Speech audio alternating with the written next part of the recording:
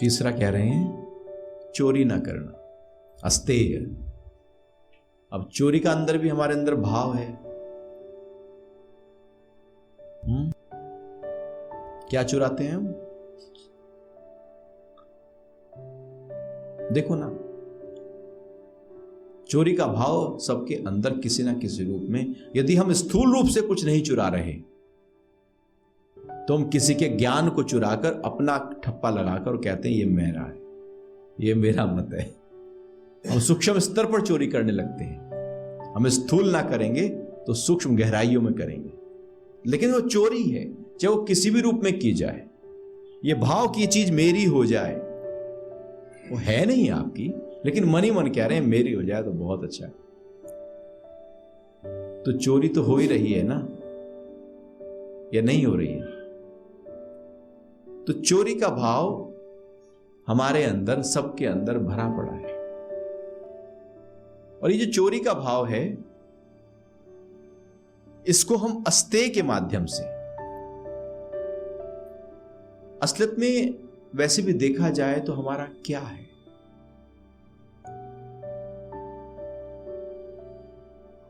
अच्छा, क्या साथ लाए थे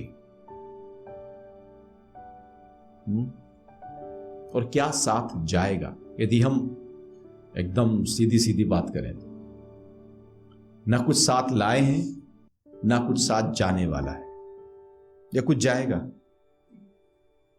कफन में जेबें नहीं होती, कुछ साथ जाने वाला है ही नहीं। तो जो मिला यहां से मिला, तो किसका हुआ वो? आपका या प्रकृति का और परमात्मा का? आपने इकट्ठा किया, लेकिन वो क्या आपका है? क्या आपने पैदा किया है उसको?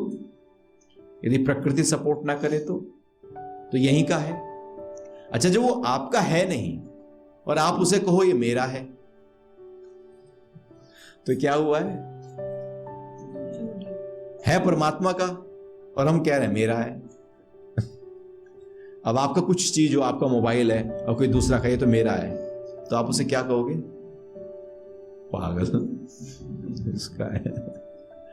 अब है परमात्मा का, अब हम कहें नहीं ये घर मेरा है, ये कार मेरी है, ये मेरा है, ये मेरा है। भगवान क्या कहता होगा? पागल ही है, मेरा मेरा कर रहा है। तेरा है क्या? तू कहां से लाया? तेरा है, तुझे मिला है, उसका धन्यवाद कर। वो मिला है, चला जाएगा, चिंता ना कर, वो भी देर नहीं लगेगी। ऐसे जा सकता है? नहीं जा सकता। मिनट में भूकंप आकर सब कुछ तहस नहस कर सकता है ना, अच्छे से अच्छी चीज को। तो हमारा नहीं है और हम कह रहे हैं मेरा है, मेरा है, मेरा है। तो परमात्मा के दृष्टिकोण से तो वो चोरी है, यदि सूक्ष्म स्तर पर देखा जाए तो। और स्थूल स्तर पर हम चोरी में ही लगे पड़े हैं, किसी भी तरीके से ये बच जाए, ये बच जाए, ये बच जाए। सीए लोग कहेंगे, लोग हमारे पास आते हैं टैक्स कैसे बचाओ, अब टैक्स बचाने की विधि बताओ। यदि उसके पास विधि बहुत अच्छी है तो उसका मतलब सीए बड़ा है। और यदि वो अच्छी विधियां नहीं है उसके पास तो सीए तो कच्चा है। तो अंदर क्या पड़ा है? बचाने का भाव, बस मैं इकट्ठा कर लूं कहीं ना कहीं, किसी ना किसी रूप से। ये अंदर डीप रूटेड है, ऐसे ही नहीं है। तो उसको अपने आप को ठीक करना है, करेक्ट करना है, अस्तेय के भाव में आना है। तेरा तुझको अर्पण, याद तो है,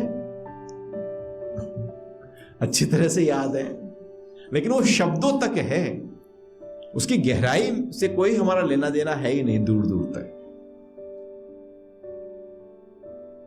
जब है उसका तो फिर हम क्यों कहते हैं कि ये मेरा है? ये होना उसका है। तो जब हमने कहा उसका है तो कम से कम हमारा अहंकार तो पनपा नहीं ना। हमने कहा मेरा है, मेरा है, मेरा है, वो मैं जितनी बड़ी हो जाती है, उस मैं को और बड़ा करने में फिर हम और चीज इकट्ठा करने शुरू कर देते हैं। और यदि समाज से चोरी का भाव ही निकल जाए तो सोसाइटी कैसी हो?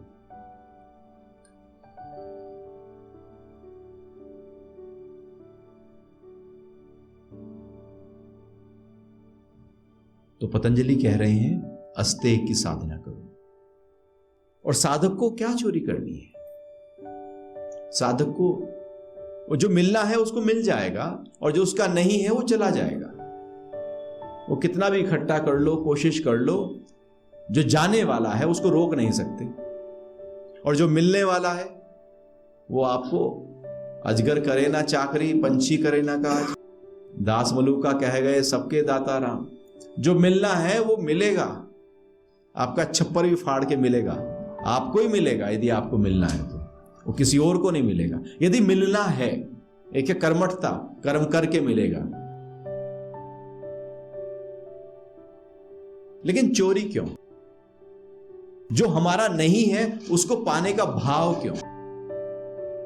जो मेरा है ही नहीं और वो सीधे तरीके से मेरे पास नहीं आना चाह रहा, तो हम क्या करते हैं? उंगली को थोड़ा सा टेढ़ा करके उसको अपने पास लाना चाहते हैं। वो चोरी का किसी को पनपा नहीं है। वैसे पनप सकता है। जिससे चोरी की है उसके अंदर कितना भाव होगा, कितना द्वेष होगा, कितना क्या भाव होगा जिसकी चोरी हुई है, तो पैसा फलीभूत हो सकता है। यदि हमने चोरी की है किसी की, तो उसके अंदर हमारे लिए जो भाव है वो बहुत नेगेटिव होने वाला है। और यदि उसे पता है कि इसने की है, तो आप लगातार आपको ही कोस रहा है, तो आपकी एनर्जी बेहतर हो सकती है क्या? क्या हम फिर साधना की ऊंचाइयों में पहुंच सकते हैं? कोई तो खींच रहा है हमको किसी न किसी रूप में। हमारी जो ऊर्जा है, जो ऊर्ध्व गति करनी चाहिए थी, वो अधोगति हो रही है और ड्रेन हो रही है, क्योंकि कोई खींच रहा है। तो यदि हमने चोरी ही नहीं की किसी भी रूप में, तो हम कोई भी फिर हमसे द्वेष नहीं करेगा, क्योंकि चोरी करती कोई द्वेष कर लेगा।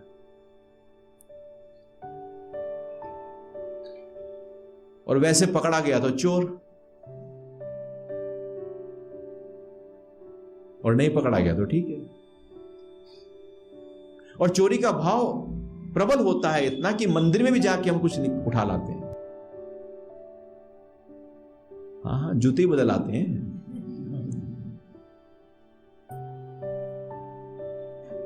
बहुत जगहों पर देखा है कि जो पवित्र स्थान है वहीं पर चोरी कर लेते हैं, जो धार्मिक स्थान है वहीं पर ही चोरी कर लेते हैं,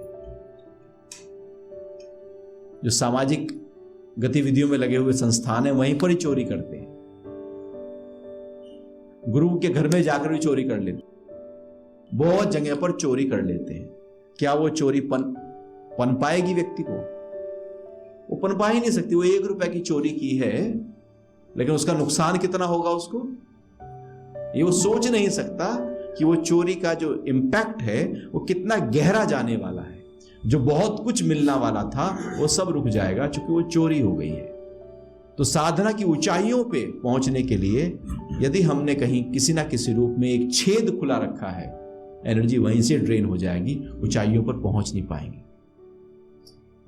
तो अस्तेय का भाव अपने अंदर वो पक्का करना है, और साधक के लिए तो जरूरी हो जाता है।